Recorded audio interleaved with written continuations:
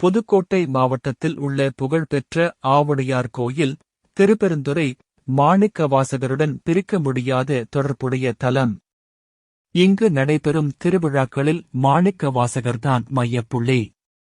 இந்தக் கோயிலின் சிறப்பம்சமே இங்கு மூலவராக சிலை வடிவில் சிவன் இல்லாமல் ஆவுடையார் பீடம் மட்டுமே இருப்பதுதான். மாணிக்கவாசகருக்கு சிவபெருமான் குருந்த மரத்தடியில் உபதேசம் செய்த தலம் என்பதால் இங்கு நடைபெறும் விழாக்கள் மிகவும் விசேஷமானவை. ஆவுடையார் கோயிலில் மாணிக்கவாசகருக்காக 2 முக்கியமான விழாக்கள் கொண்டாடப்படுகின்றன. ஒன்று, மார்கழி திருவாதிரை விழா, மாணிக்கவாசகர் உற்சவம். இது 10 நாட்கள் நடைபெறும் மிக முக்கியமான திருவிழாவாகும்.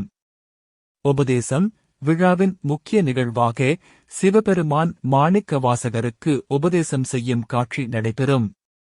திருவெம்பாவை, மார்கழி மாதம் முழுவதும் மாணிக்கவாசகர் அருளிய திருவெம்பாவை பாடப்பட்டு அதிகாலையில் சிறப்பு வழிபாடுகள் நடக்கும்.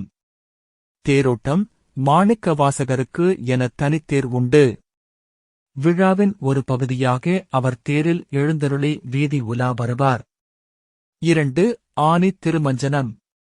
நடராஜருக்கு உகந்த இந்த நாளில் ஆவுடையார் கோயிலிலும் மாணிக்கவாசகருக்கு சிறப்பு அபிஷேகங்களும் வழிபாடுகளும் நடைபெறும். விழாவின் சிறப்பம்சங்கள். நைவேத்தியம். இங்கு மற்ற கோயில்களைப் போலல்லாமல் ஆவி பறக்கும் புழுங்கல் அரிசி சாதம் மற்றும் கீரை நிவேதனமாக படைக்கப்படும். இது மாணிக்கவாசகரின் எளிமையை பறைசாற்றுவதாக கருதப்படுகிறது. குரு சீடர் உறவு. இந்தக் கோயிலில் சிவபெருமான் குருவாகவும் மாணிக்கவாசகர் சீடராகவும் போற்றப்படுவதால் மாணிக்கவாசகருக்குத்தான் இங்கு முதல் மரியாதை அளிக்கப்படுகிறது. கலைநயம். திருவிழா காலங்களில் ஆவுடையார் கோயிலின் உலகப் புகழ் பெற்ற சிற்ப வேலைப்பாடுகளைக் காண பக்தர்கள் பெருமளவில் திரளுவார்கள்.